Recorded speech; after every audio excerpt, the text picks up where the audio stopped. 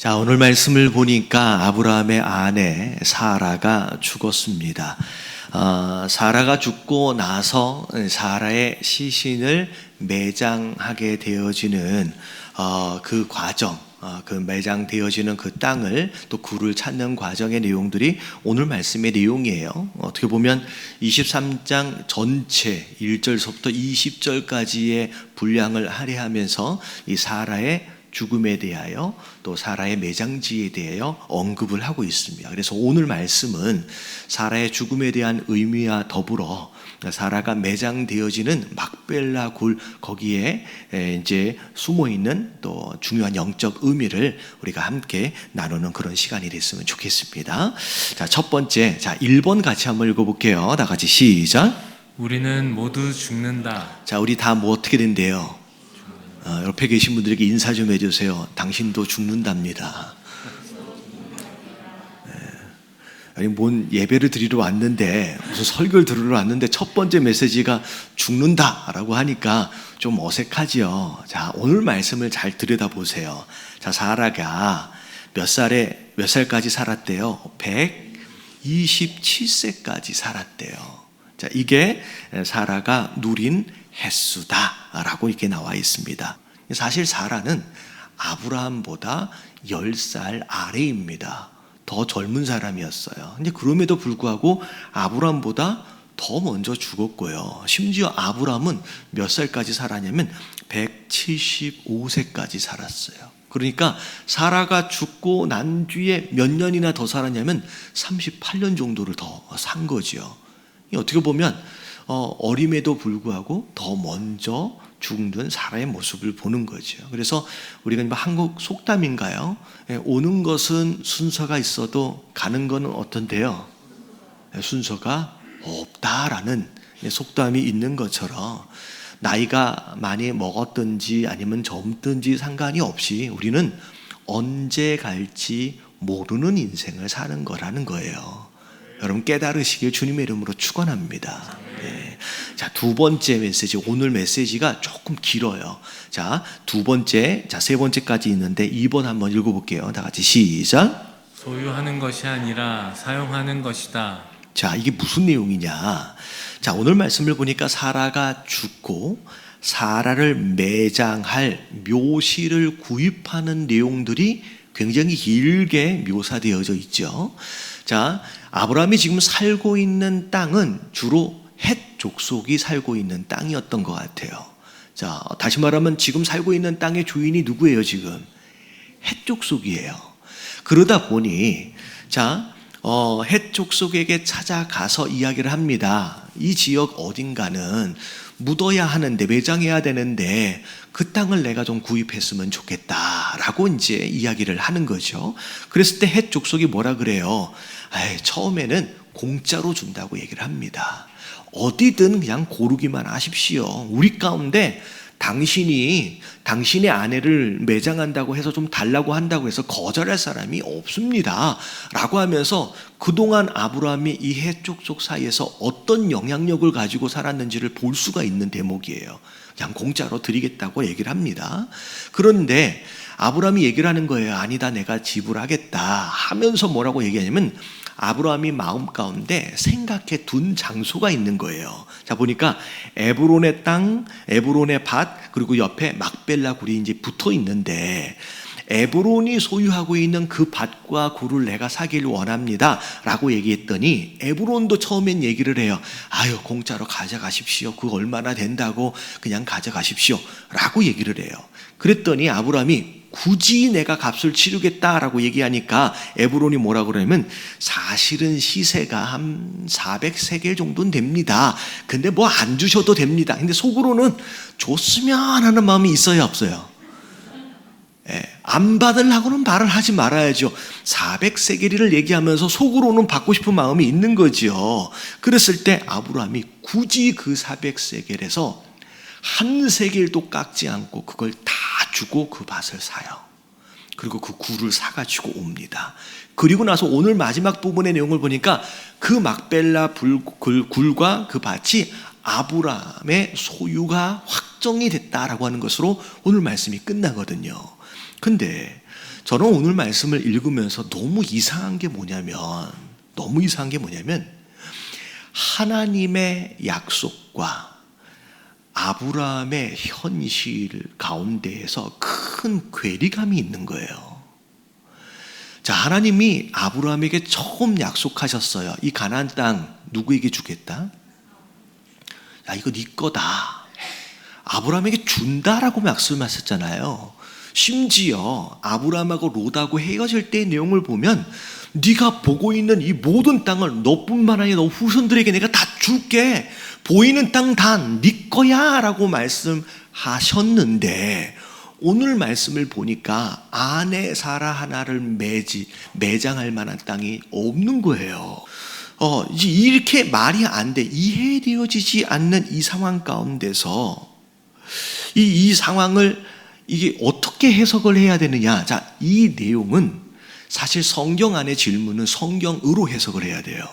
요 내용이 어디 있냐면 히브리서 11장에 나와 있어요. 자, 보세요. 8절을 보니까 자, 믿음으로 아브라함은 부르심을 받았을 때에 순종하여 장래의 유업으로 받을 땅에 나아갈세. 자, 이 땅이 어느 땅이에요? 여러분, 일단 가나안 땅이잖아요. 그래서 갈 바를 알지 못하고 순종하여 나아갔대요.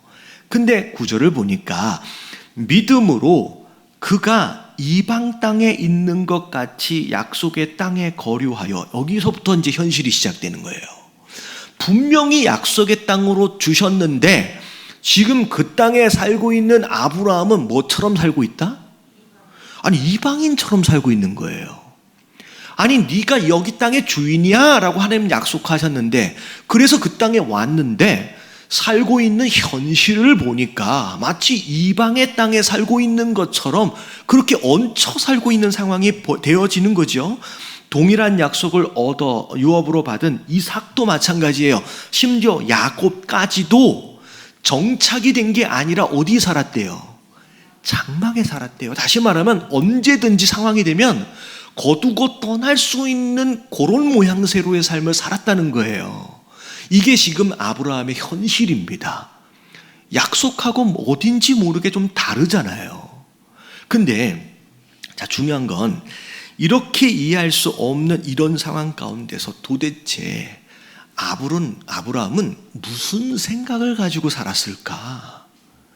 하나님이 약속하신 거와 자기의 현실하고 이렇게 괴리감이 느껴지는데 이 상황 가운데서 아브라함은 어떤 마음과 어떤 생각 가운데서 살았을까가 10절에 나와요. 그 다음에 자, 이는 이라고 나옵니다. 이는 무슨 뜻이에요?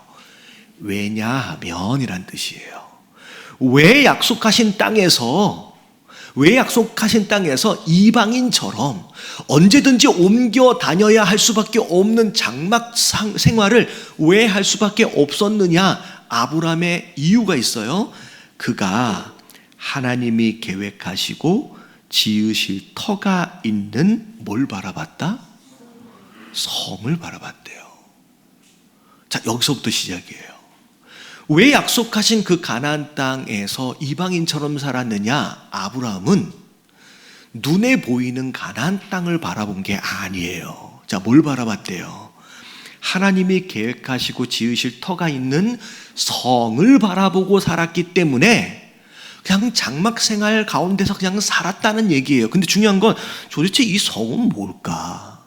이 성이 뭔데 이 성을 바라보고 있었을까? 자, 그 다음에 히브리서 11장 14절 말씀 볼게요. 다 같이 시작. 그들이 이같이 말하는 것은 자기들이 본향 찾는 자임을 나타냄이라. 여러분, 이 성이 곧 뭐냐? 본향이에요. 이 성이 본향. 여러분, 본향의 뜻이 뭐예요? 진짜 내 집이에요. 다시 말하면 아브라함은 눈에 보이는 가나안 땅이 진짜 내 집이 아니었음을 아는 거예요. 그리고 진짜 내 집, 그 성을 바라보고 살았다는 거예요. 그 다음 말씀이 더 명확해집니다. 히브리서 11장 16절. 그들이 이제는 더 나은 본향을 뭐 했대요? 사모하니. 이게 다 아브라함 얘기예요. 지금 곧 어디에 있다? 하늘에 있는 것이니라. 더 명확해졌죠. 자, 아브라함은 비록 약속으로 주신 가나안 땅에 있음에도 불구하고 이 땅 그 가나안 땅이 아니라 바라보는 대상이 아예 달랐어요. 뭘 바라봤어요? 진짜 우리 집, 진짜 그의 집, 하늘에 있는 본향을 바라보고 살았다라고 하는 거예요. 이러므로 하나님이 그들의 하나님이라 일컬음을 받으심을 부끄러워하지 아니시고 그들을 위하여 뭘 예비하셨다? 한 성을 예비하셨다는 거예요. 여러분 깨달아지시길 주님의 이름으로 축원합니다. 하나님 나라, 우리를 위해서 예비해 두신 것이 있다라는 거예요. 그걸 바라보며 살은 것이 우리 인생이에요. 그래서 오늘 본문 말씀의 아브라함이 헷 족속에게 자기를 뭐라고 얘기하느냐를 보면 4절을 보면 나는 당신들 중에 뭐다? 나그네지 않습니까? 거류하는 자이지 않습니까? 나는 지나가는 사람입니다 라고 얘기를 하는 거예요. 여러분 이 땅을 살아가면서 여러분 이런 마음으로 살아가시길 주님의 이름으로 축원합니다.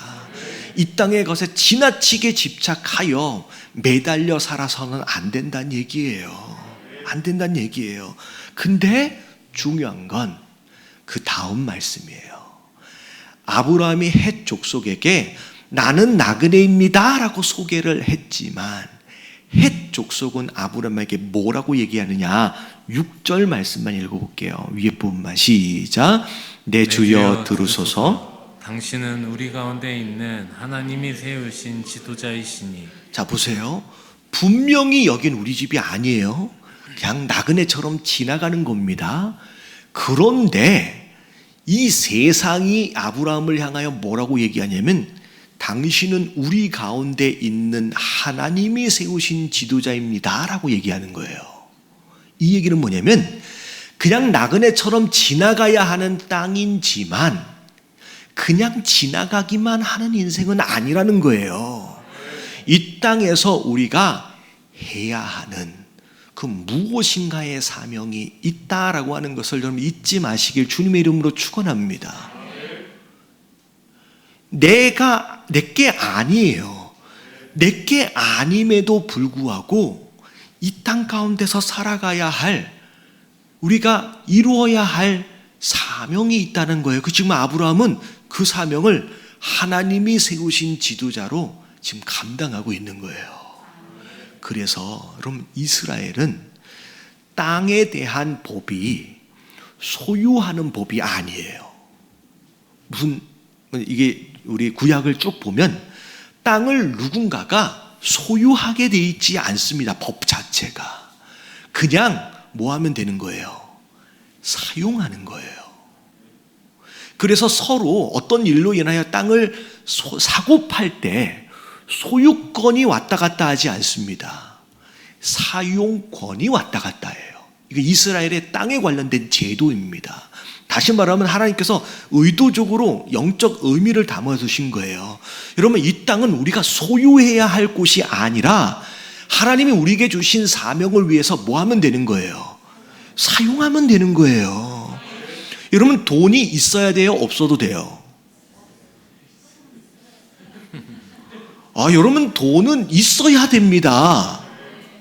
여러분 소유하기 위해서 있는 게 아니에요. 뭐 하기 위해서 있는 거예요? 여러분 사명을 위해서 사용하기 위해서 있는 거예요. 여러분 땅도 있어야 돼요. 할렐루야.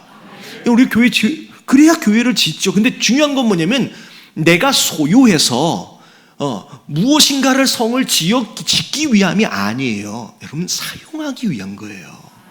여러분 이 땅의 것들은 여러분 소유하려고 매달리는 순간 여러분 우상이 돼버려요. 여러분 소유하려고 하지 마시고 여러분 주님께서 내게 주신 사명을 위해서 사용하시길 주님의 이름으로 축원합니다. 자, 세 번째 3번 같이 한번 읽어볼게요. 다 같이 시작. 값을 치른 것이 진짜 내 것이다. 자, 헷 족속이 공짜로 준다고 그렇게 얘기함에도 불구하고 기어이 돈을 주고 삽니다. 그래서 그 밭을 그 굴을 구입을 해요. 자, 근데 중요한 건 메시지가 뭐냐면 정당한 값을 치른 것이 진짜 내 것이 되는 거예요. 영적 의미예요. 자, 여러분 공짜 좋아하시는 분 공짜 다 좋아하잖아요. 그렇잖아요.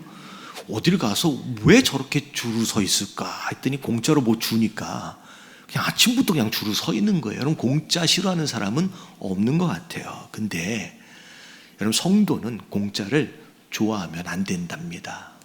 자, 왜냐? 자, 세 가지 말씀드릴게요. 자, 오늘 상황에 빗대어 정리를 하면 자, 1번 같이 읽어봅니다. 시작. 사람은 신뢰의 대상이 아니다. 그럼 지금이야 아브라함과 헷 족속이 좋은 관계 안에 있지만 여러분 이 관계가 나중에 어떻게 될지 알아요? 몰라요? 여러분 몰라요. 여러분 제일 믿을 수 없는 게 사람 관계예요. 그래서 아무리 오랫동안 좋은 관계 안에 있었어도 여러분 조그만 거 별거 아닌 거 하나에 서운한 마음 들어오면요, 여러분 그 관계가 끼어지는 것은 굉장히 쉽더라는 거예요. 여러분 사람은 신뢰의 대상이 아니에요. 여러분 사람은 섬김의 대상이에요. 사랑하고 섬기면 돼요. 신뢰하는 순간 여러분 실망합니다. 여러분 그게 인간관계예요. 여러분 지금이야 이 헷족속이 아유 주여 하면서 얘기를 하잖아요. 뭐든지 원하십시오. 다 줄게요. 여러분 조금만 지나가 봐요. 한 세대만 넘어가 봐요. 아니 그 한 세대가 넘어가기 전에 어떤 일만 있으면 그냥 원수 되어 버립니다. 그러면 지금 좋다고 공짜로 준 그 땅, 그 굴이 10년 뒤에 아직 내 걸로 남아 있을지 모른다는 거예요. 여러분 우리의 유일한 신뢰의 대상은 우리 하나님 한 분인 줄로 믿습니다. 자, 두 번째 2번 같이 한번 읽어볼게요. 시작. 비싼 값을 지불할수록 귀한 가치임을 알 수 있다. 뭐 비싼 게 좋은 것이다 그런 얘기는 아니에요. 자, 무슨 얘기냐? 자, 생각해 보세요. 선물로 받은 책은 잘 안 읽어지더라고요. 내가 돈 내고 산 책이 그나마 끝까지 읽어져요. 왜? 내가 뭐 했기 때문에? 값을 치렀잖아요. 오늘 말씀을 보니까 아브라함이 여러분 이 밭을 얼마에 사요? 여러분 이게 400세겔에 삽니다. 은 400세겔. 자, 사실 이 에브론 사기꾼이에요. 이게 도둑놈입니다. 이게 말이 안 되는 가격이래요. 왜냐하면 여러분 수백 년 뒤에 에레미야 32장에 보니까 밭이 거래되어지는 가격이 은 17세겔이에요. 여러분 이 시대가 이런 물가 상승이 있잖아요. 여러분 창세기 저 앞에 밭 하나가 무슨 400세겔이에요. 에레미야 수백 년 뒤에 밭 하나가 이 17세겔인데요. 여러분 이거 바가지 쓴 거예요. 아니 공짜로 준다고 분명히 얘기해놨다가 갑자기 뭐 돈 내겠다고 하니까 야 이거 하나 잡아야 되겠다 생각해서 400세겔 말도 안 되는 바가지 딱 씌운 거예요. 근데 아브라함이 왜 이렇게 비싸요? 라고 얘기하지 않아요. 자, 근데 중요한 건 자, 19절 말씀을 보니까 그 후에 아브라함이 그 아내 사라를 가나안 땅 마므레 막벨라 밭에 장사하였더라 가로 쳐놓고 뭐가 나와요? 그 마므레가 어디예요? 여러분 헤브론이에요. 여러분 의도적으로 성경 안에 굳이 그 마므레가 그 이후에 헤브론이라고 이름이 붙여질 것을 왜 기록했겠습니까? 이게 굉장히 중요한 영적 의미예요. 여러분 이 헤브론은 이 사라뿐만 아니라 아브라함까지 대대로 족장들의 무덤이 되어집니다. 그래요. 심지어 우리가 알잖아요. 갈렙이 나이 노년이 되어서 저 산지를 내게 주옵소서 하고 해서 목숨을 걸고 올라가서 차지하려고 했던 땅이 어디예요? 아니 모르세요? 어디예요? 헤브론이에요. 그리고 이 헤브론은 다윗이 처음 왕이 된 장소가 됩니다. 그러니까 역사적으로 신앙적으로 굉장히 중요한 가치가 있는 땅이 바로 이 땅이 되는 거예요. 이러면 왜? 어마어마한 값을 지불했으니까. 여러분 우리도 마찬가지예요. 신앙생활도 우리가 지불해야 할 이 값이 있어요. 그걸 지불해야지만 아는 가치가 있다라는 거예요. 소위 뜨내기 성도라고 얘기합니다. 이것저것 마음에 안 들면 떠나고 마음에 안 들어서 떠나고 서운해서 떠나고 불편해서 떠나고 이해해서 떠나고. 여러분 이런 성도들 사실은 여러분 그 안에 머물러 있음으로 인하여 치러내는 희생과 헌신의 값을 지불한 적이 없기 때문에 여러분 진정한 교회의 가치를 알 수가 없어요. 여러분 진짜 교회의 가치를 아는 자는 여러분 그 합당한 가치를 희생과 헌신으로 치러낸 자들만 아는 거예요. 여러분 깨달아지시길 주님의 이름으로 축원합니다. 여러분 마지막 하나만 더 볼게요. 자, 3번 같이 한번 읽어봅니다. 시작. 정당한 값을 지불해야 진짜 내 것이 된다. 자, 오늘 주제일 것 같아요. 자, 쉽게 얘기하면 아브라함 되어짐이 공짜로 되어진 게 아니라는 거예요. 요셉의 요셉 되어짐도 다윗의 다윗 되어짐도 이런 공짜로 된 게 아닙니다. 근데 많은 사람들이 특별히 외국 사람들 같은 경우에는 자녀의 이름을 아브라함, 조셉, 데이빗 이름을 붙이면서 아브라함처럼의 믿음의 사람 됐으면 좋겠고 요셉처럼 꿈을 이루는 사람이 됐으면 좋겠고 다윗처럼 위대한 사람이 됐으면 좋겠고 바람은 있지만 다윗이 다윗 되어지기 위한 값을 지불하는 것에 대해서는 생각하지 않더라는 거예요. 아브라함이 그냥 공짜로 아브라함 된 게 아니에요. 여러분 그 값을 지불하지 않고 어떻게 되어지겠느냐는 거죠. 여러분 믿음의 조상 아브라함처럼의 삶을 살기 원하시는 분 아멘 하십시다. 하나밖에 없는 이삭까지도 하나님 앞에 내어드릴 수 있는 값을 치르십시오. 그 값을 치르시지 아니하면서 믿음의 조상은 있어질 수가 없어요. 여러분 요셉처럼 꿈을 이루시길 원하시는 분은 아멘 하십시다. 여러분 요셉처럼 꿈을 이루기 원하는 사람이 되려면 그 어떤 상황 안에서도 하나님과의 신의를 지키고 믿음을 끝까지 지켜내는 값을 치러야 한다는 얘기예요. 다윗처럼 위대한 인생을 살기 원하시는 분 아멘 하십시다. 그럼 어떤 값을 치러야 돼요? 어렸을 때 아버지의 양 맡겨주셨을 때 그 작은 것에 충성을 다하는 것에부터 시작이 돼요.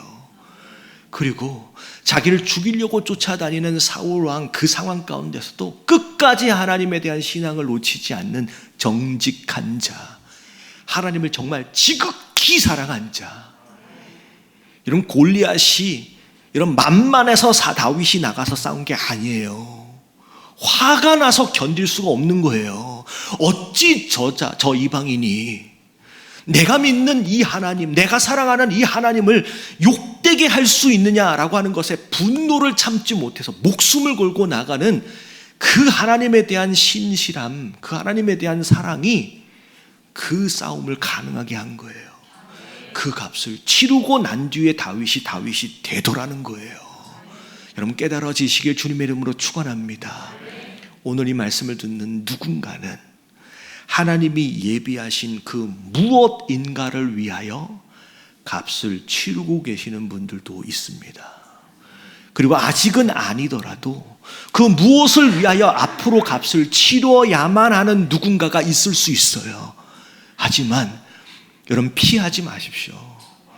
여러분 그 값을 치르고 난 뒤에 예비하신 걸 누리는 거예요. 여러분 그것을 온전히 누리시는 저와 여러분들 되시길 주님의 이름으로 축원합니다.